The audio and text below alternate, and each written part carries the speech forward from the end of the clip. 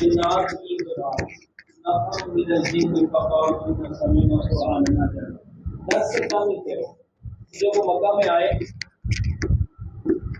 تو انہوں نے رسول اللہ کو تلاوت کرتے ہوئے دیکھا کہ اللہ کے نبی تلاوت کر رہے ہیں. انہوں نے کہا کہ یہی وہ ریزن ہے کہ یہ کلام نازل ہو رہا ہے جس کی وجہ سے جو ہے نا یہ سارا پروٹوکول ہے اور ہمیں آسمان میں نہیں جانے دیا جا رہا. وہ ایک الگ واقعہ ہے اور اس کی آگے کئی تفصیلات ہیں. لیکن ایک بات ہمیشہ آپ نے یاد رکھنی ہے کہ ان ساری چیزوں کا حل کلام کے ذریعے ہوگا. اب دعا میں بھی تو ظاہری بات ہے کلمات ہی ہے نا جو ہم نے کہنے. اب وہ کلمات کون سے ہیں وہ بتانے سے پہلے میں کچھ واقعات آپ کے سامنے رکھنا چاہتا ہوں. ام سلیم حضرت انس بن مالک کی والدہ ہیں. حضرت انس بن مالک 6-7 سال کی عمر میں تھے تو یہ اللہ کے نبی کے پاس انہیں لے کر آئیں اور کہتی ہیں کہ یا رسول اللہ آپ جو ہے نا ان کے لیے دعا کریں. اللہ کے نبی نے ان کو 4 دعائیں دی. اللہم اکثر مالہ وولدہ وَأَتِّلْ عُمْرَهُ وَاغْفِرْ لَهُ. اے اللہ اس کو مال میں کثرت دے اور اس کو اولاد میں بھی کثرت دے اور اس کی عمر لمبی کر دے اور اس کو بخش دے. یہ اللہ کے نبی نے کیا دی جی نے دعا. اب اس دعا کا اثر یہ تھا کہ انس بن مالک کی ایج جو ہے وہ 103 سال ہے. 103 سال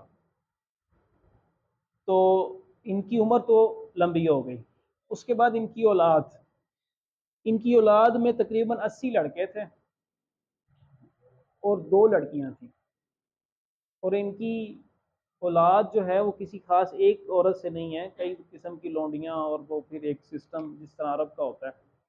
جب یہ فوت ہوئے تو تقریباً ان کے پوتے اور پوتیوں کی تعداد 120 تھی. تو اللہ کے نبی کی یہ دعا کا یہ اثر ہے کہ عمر بھی لمبی ہو گئی اور اولاد میں بھی کثرت. اب مال کی کثرت کے حوالے سے ایک واقعہ میں ملتا ہے الطبقات الکبیر میں. یہ کتاب لکھی ہے ابن سعد نے, المتوفا 230 ہجری. ٹھیک, تو معتبر ترین کتاب ہے. اس کا دوسرا نام الطبقات الکبریٰ بھی ہے. کبیر بھی کہا جا سکتا ہے, کبریٰ بھی کہا جا سکتا ہے. اس میں ایک واقعہ کلاسز طبقہ درجے کہہ سکتے ہیں, وہ بھی کہہ سکتے ہیں. اس کے اندر ایک واقعہ نقل ہے کہ انس بن مالک کا ایک باغ تھا اور اس باغ کے جو تھے نا وہ درخت سوکھ گئے, کافی دیر بارش نہیں ہوئی. تو مالی نے آ کر انہیں بتایا تو یہ اس وقت کافی ضعیف ہو گئے تھے. انہوں نے 2 رکعت نماز پڑھی اور نماز کے بعد دعا کی. اب دیکھیں نا, درخت سوکھنے سے مراد, خشک ہونے سے مراد یہی ہے نا کہ مصائب, پریشانیاں, مصیبتیں. تو انہوں نے جب یہ دعا کی تو یہ اپنے مالک کو کہتے ہیں آپ باہر جا کر دیکھو کوئی بدل آئے نہیں کہ نہیں آئے. وہ آ کر کہتا کوئی بدل نہیں آئے. انہوں نے دوبارہ 2 رکعتیں پڑھی اور پھر سے دعا کی اور پھر بھیجا کہ دیکھ کر آؤ کہ اب کوئی بادل. انہوں نے کوئی بادل نہیں آیا. انہوں نے تیسری دفعہ پھر دعا کی اسی طرح, پھر نفل پڑھے.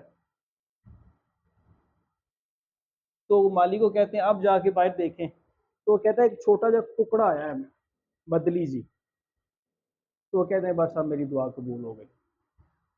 تو مالک کہتا ہے کہ پھر بارش خوب ہوئی. تو مجھے انس بن مالک نے بھیجا کہ آپ جائزہ لے کر آؤ کہ یہ بارش کہاں تک ہو رہی ہے. تو میں گھوڑے پہ سوار ہو کر پورے باغ کا جائزہ لے کر آیا. تو ابن سعد کہتے ہیں کہ گھوڑے پہ سوار ہو کر جانا اس بات کی دلیل ہے کہ ان کا باغ بہت بڑا تھا. مال کی بھی کثرت, 2 چیزیں ہم نے پہلے بیان کر دیں. تیسری چیز کیا جی, مال کی کثرت. تو وہ کہتے ہیں کہ جتنی حدود آپ کے باغ کی ہے نا اس کے اندر اندر ہی بارش ہو رہی ہے, اس سے باہر بارش نہیں ہو رہی. دعا کی برکت سے مصائب دور ہو رہے ہیں اور دعا میں کچھ کلمات ہیں. ٹھیک ہے.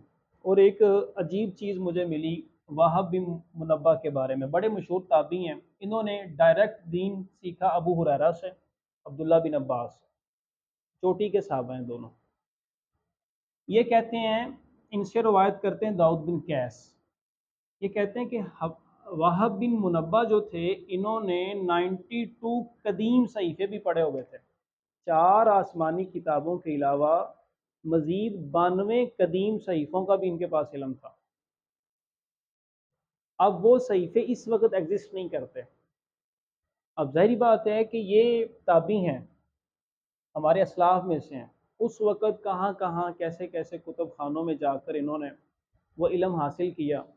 تو یہ کہتے ہیں کہ مجھے ہر صحیفے میں ایک بات مشترک ملی، سیم ایک بات، اور وہ یہ بات تھی کہ اللہ تعالیٰ کہتے ہیں کہ مجھے میری ذات کی قسم، جو مجھ پر اعتماد کرتا ہے اور جو مجھے تھام لیتا ہے میں اس کی حفاظت کرتا ہوں، اور پوری دنیا، ہر وہ چیز جو آسمان کی طرف چڑھتی ہے، ہر وہ چیز جو آسمان سے اترتی ہے، مل کر اس کا نقصان نہیں پہنچا سکتی جس کی حفاظت میں کروں۔ آپ اندازہ کریں 92 صحیفوں کا، انہوں نے کہا جی یہ بات ان میں سیم تھی، کامن تھی۔ اب اس کو مزید آگے چلنے سے پہلے ایک اور واقعہ ہے تاریخ دمشق میں۔ تاریخ دمشق جو ہے نا یہ 80 جلدوں پر مشتمل کتاب ہے، اور لوگ سمجھتے ہیں کہ یہ ایک معجزہ ہے حافظ ابن عساکر کا، کہ اتنی کم عمر میں اتنی بڑی کتاب کیسے لکھی جا سکتی ہے۔ آپ اندازہ کریں، یہ آخری بات ہے ہماری، بس تھوڑی سی یہ بھی ہے ویسے۔ ابن عساکر کہتے ہیں، ہاں جی، انہوں نے اپنی کتاب میں ایک واقعہ لکھا ہے،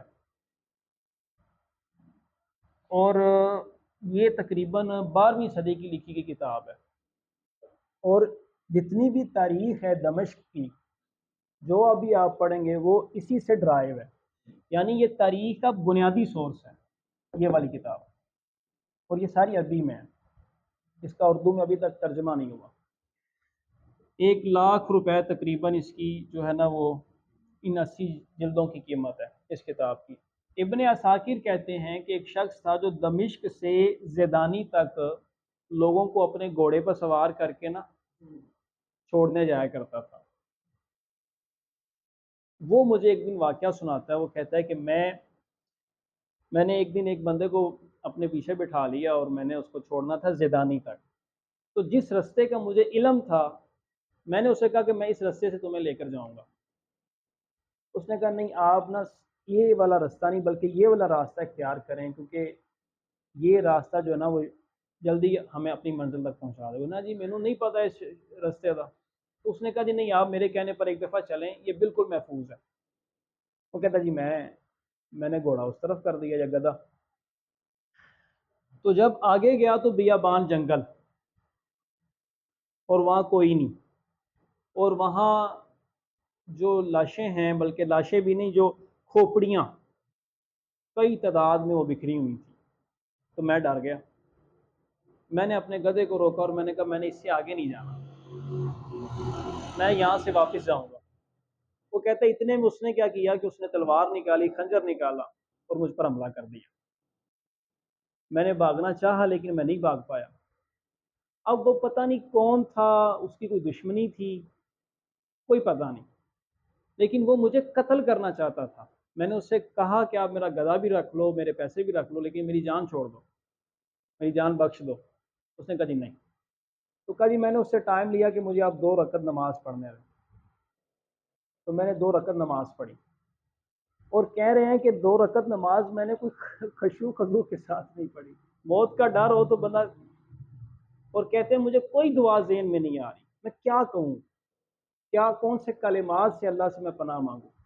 وہ کہتے ہیں اچانک سے خود بخود میری زبان پر ایک آیت جاری ہو گئی، اور وہ آیت قرآن مجید کی سورہ نمبر 21 آیت نمبر 62 ہے۔ امن یجیب المضطر اذا دعاہ ویکشف السوء ویجعلکم خلفاء الارض االہ مع اللہ، کون ہے جو لاچار کی دعا سنتا ہے اور اس سے اس کی مصیبت دور کرتا ہے اور ان کو زمین کا خلیفہ بناتا ہے۔ االہ مع اللہ، کیا اللہ کے سوا بھی کوئی الہ ہے؟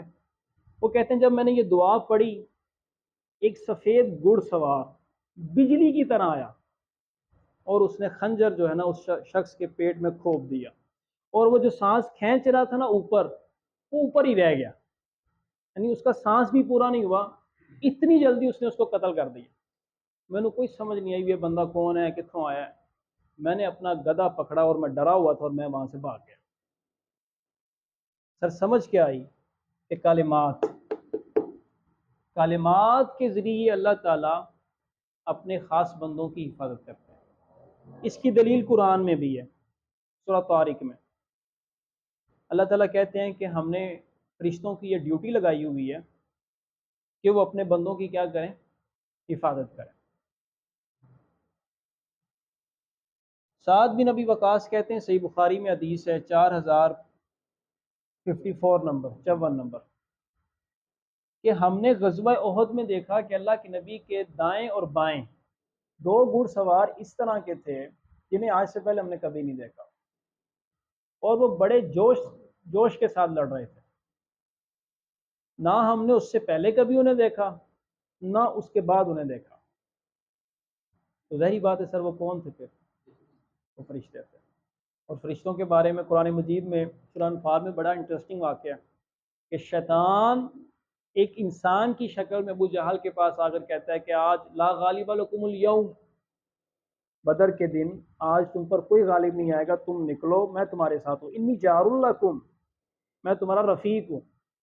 جب وہ گیا میدان جنگ میں تو جس سپیڈ کے ساتھ وہ گھوڑا دوڑا رہا تھا نا جی، اس نے ویسے ہی موڑ دیا۔ ابو جہل کہتا ہے بھی آپ ہاں بھی کدھر جا رہے ہو؟ تو وہ کہتا ہے انی ارا ما لا ترون انی اخاف اللہ، میں وہ دیکھتا ہوں جو تم نہیں دیکھ سکتے، اور میں تو اللہ سے ڈرتا ہوں، انی اخاف اللہ۔ یہ ابلیس تھا،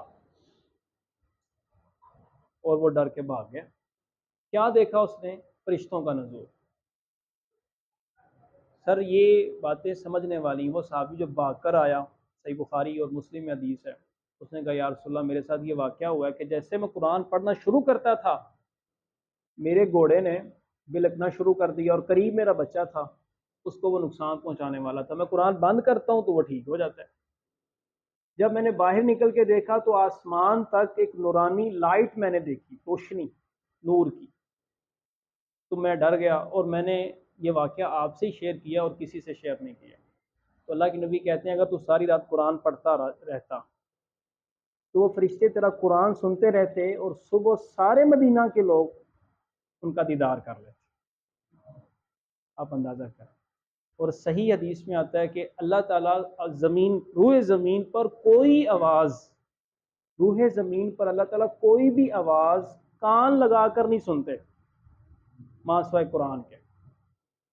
جو بھی بندہ قرآن پڑھ رہا ہے اللہ اس کی بات کان لگا کے سن رہا ہے۔ آپ اندازہ کریں۔